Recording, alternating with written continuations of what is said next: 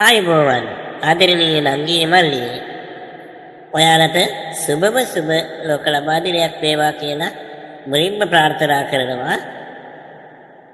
ඉතින් ඔක්තෝබර් 1 වෙනිදා වෙන අද දවසේ ශ්‍රී ලංකාවේ ජාතික ලෝක ලබා දින සැමරුම සිද්ධ වෙනවා. ඒ ඕගොල්ලෝ වෙනුවෙන්මයි.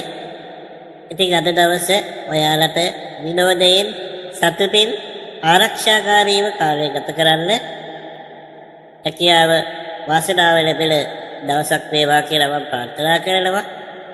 ඉතින් ඔයාලගේ දවසේ සන්තෝෂයෙන් ගත කරන්න, විවේකීව ගත කරන්න, ඒ වගේම මේ රට අනාගතය රැඳිලා තියෙන්නේ ඔයාලගේ අත්වල කියලා මතක තියාගන්න ගමන් අධ්‍යාපන කටයුතු හොඳට කරගෙන මේ රටට වැඩදායි හොඳ පුරවැසියන් බවට පත් වෙන්න, හොඳ ආකල්ප, හොඳ දැනුමකින්, හොඳ අධ්‍යාපනයකින් එබි නියම පුරවැසියන් බවට පත් වෙන්න අද දවසේදී ඔයාලා අදිස්ථාන කරගන්න කියලා ආදරයෙන් ඉල්ලන ගමන් නැවත වරක් අද දවස වෙනුවෙන් ඕගොල්ලෝ හැමෝටම ආදරණීය නගිලා මල්ලිලා හැමෝටම සුබම සුබ ලෝක ලබා දිනයක් වේවා කියලා ප්‍රාර්ථනා කරනවා.